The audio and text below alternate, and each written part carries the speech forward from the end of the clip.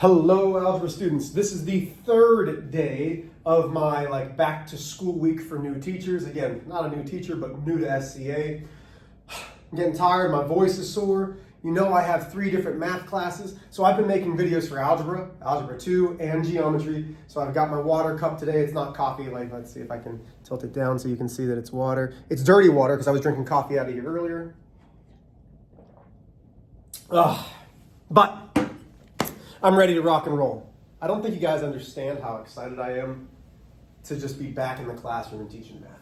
I love this, okay? So, today we are in section 1.2. We're talking about multiplication and division of rational numbers. Negative signs when we multiply or divide. So I've already given you videos on what happens when we add or subtract, which is fine. But when we multiply or divide, if you have 2 positives, the answer is positive. If you only had 1 negative in a multiplication or division problem, it's negative. 2 negatives is positive, 3 negatives is negative, 4. There's a pattern here. And the pattern says that if there's an odd number of negative signs, then our answer will correspondingly be negative. Now, we've already done videos talking about K, C, that's a funky F, K, C, F, which we know means keep, change, flip. And this is for our fractions. So, even though we've done fractions already and you have a video, let's refresh because I want to make sure that you understand these perfectly. So let's say I have 1 2/3 divided by 4/9. So first, I cannot have a mixed number. So we multiply, that gives me 3. Then I add. So that gives me 3 plus 2 is 5/3 divided by 4/9. Then I'm going to keep my first fraction. I'm going to change the division sign to multiplication, and I'm going to flip my fraction, which is called the reciprocal. Then we multiply straight across. 5 times 9 is 45. 3 times 4 is 12. That gives me 45/12. Now, we're not done, because we need to simplify the fraction. One of our multiple rules is if we can add the numbers in both the numerator and denominator, and they are a multiple of 3. So these are divisibility rules. 4 plus 5 is 9. 3, 6, 9. That's a multiple of 3. 1 plus 2 is 3. That's a multiple of 3. We can divide both by 3. 45 divided by 3 gives me 15. 12 divided by 3 gives me 4. My simplified fraction is 15/4. Now, something that's going to be extremely important when you are using your brain is how we can cross simplify. So we're looking at the cross numbers. Can 4 go into 5? No. Can 3 go into 9? Yes. 3 goes into 3 1 time. 3 goes into 9 3 times. 5 times 3 now is 15. 1 times 4. Mr. H, it's like math magic. No, there's a perfect order in our world. God created perfect order. Math is the language of perfect order. Everything works, okay? When we look at this, there's a mathematical reasoning. We're dividing, we're simplifying, we're making order from nothing into something, okay? Let's do another one. Let's say we have negative 3/8 divided by negative 4 1/5. Okay, so one more time. Can't have an improper fraction, so negative 3/8 comes down. I'm going to change this. I'm going to do this in 2 steps to multiplication. Negative 4 times 5 is 20 plus 1. That gives me 21/5. It's negative. So now I use the reciprocal, which is negative 5 21st. Okay, so now I'm here. Immediately, negative and a negative. 2 negatives is going to be a positive. So I know my answer is going to be a positive fraction. But these are big. Let's cross simplify. Does 8 and 5 have a common multiple? No. What about 3 and 21? Well, 3 goes into 21. 3 goes into 3 itself 1 time. 3 goes into 21 7 times. I'm only doing this on the cross simplification. So So now I can do 1 times 5 is 5. 8 times 7 is 56.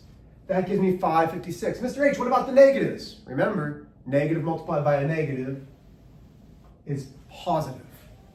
Okay? So these are fractions. I know that I've only done division, but not only have I done division, I've also done multiplication. Hey, Mr. H, what about decimals? Ugh. Y'all, if you dislike decimals, we got a problem. Because you're going to see a lot of decimals in algebra. And all I'm doing is I'm pulling an example straight out of your book. Okay? Oops, something just fell out of my book. So let's say I've got 4 and 2/10 multiplied by negative 5 and 3/10. Now let me tell you why I don't like this problem immediately. I immediately don't like this problem because the book used the x. Okay? I am going to start eliminating using an x because in algebra, x is a variable, which is an unknown value, something that we do not know. It's like playing hide and seek. So I prefer not to have the x. I will either put the dot in there, which is not a decimal, or I would just leave this 4 and 2/10 and I would rewrite it. Where's my cloth? Oh my gosh. Or I would just rewrite it as 4 and 2/10 right up against the parenthesis, negative 5 and 3/10. Now, when we're multiplying, I'm going to forget about the signs at first. 4 and 2/10 multiplied by 5 and 3/10. Here we go. When we do this multiplication, 3 times 2 is 6, 3 times 4 is 12. Then I'm adding. This gets a 0 immediately. I'm one space over, so I'm going to start one space over. 5 times 2 is 10, regroup the 1, 5 times 4 is 20, plus that 1 is 21. So I add 6, 2, 2, 2. Now, Mr. H, how many decimal points did we move? We moved from right to left. 1, 2, 1, 2. So this gives me 22 and 26/100. And if I said, hot dog, I'm done, I'd be wrong. Why? There is a 1 negative in this multiplication problem. 1 negative is odd, therefore my answer, my product, needs to be negative. Questions there? Okay, so there are, and it's a video, how could you have questions? You can't. I mean, let's be honest, but you can come in with questions tomorrow, so write them down. There are 2 properties that we haven't discussed yet with multiplication. So we have the commutative property, we have the associative property. Multiplication is the same as addition. They can flip-flop spaces. But let's talk about the multiplicative identity property. This says A multiplied by 1 equals itself. So anything multiplied by 1 equals itself. So negative 7 times 1 equals negative 7. Negative 22/3 multiplied by 1 still equals negative 22/3. The one that's going to be important, though, is the multiplicative inverse property. Now, this is going to be the property that we use mostly when we're solving equations. And this says A multiplied by the reciprocal equals 1. And you might look at this and say, Mr. H, that doesn't make sense. You're right, it doesn't to me either. So if I even write 7 multiplied by 1/7 equals 1, that's true, but you might say, Mr. H, where did you get 1/7? Great question. Every integer has a denominator of 1. So most teachers would write this as 7 multiplied by 1/7. I want you to understand that the 7 is really 7 divided by 1. The reciprocal then is 1/7. So if I have a 3 multiplied by its reciprocal, well really it's 3 divided by 1, which gives me the reciprocal of 1/3, which equals 1. But how, Mr. H? Well, let's get rid of that 1 for a second. 3 times 1 is 3. 1 times 3 is 3. What's 3 divided by 3? Well, it's 1. That is the multiplicative inverse. Plain and simple. Those properties matter. Now, there is only one other type of problem that I would like to show you, and it's with dividing decimals. Where's my rag? Again, guys, I keep losing my rag. I'm not used to this room yet, but I'm going to get there.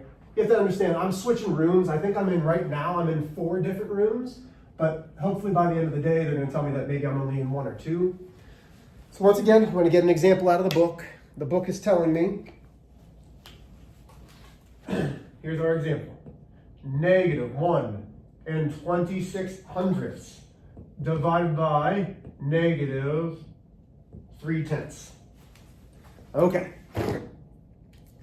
Here we go.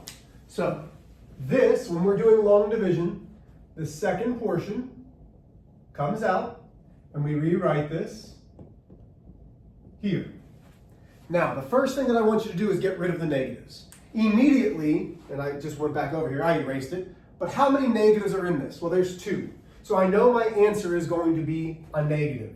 So I don't need those negatives anymore. Okay, I do not care. From here, I do not want to have a negative on the outside of the division. So I'm moving this 1 over, which means I move this 1 over. So now I have 3 going into 12 6/10. In division, once I've removed the decimal from the outside, I bring the decimal straight up. Okay? So the decimal comes up. 3 doesn't go into 1, but 3 does go into 12 4 times. 4 times 3 is 12. That leaves me no remainder. The 6 comes down. 3 goes into 6 2 times. 2 times 3 is 6, no remainder. So the answer is a positive 4 2/10. Do I want you to think for yourself? Absolutely. Are you going to show me some of this long division? Probably. Are you going to have a calculator? Absolutely. Okay? Is it important that you understand the methodology behind the math? Yes. But you will still have a calculator. If you have any questions, please let me know. As always, I love you, kiddos. I hope you have a wonderful day, and I shall see you later.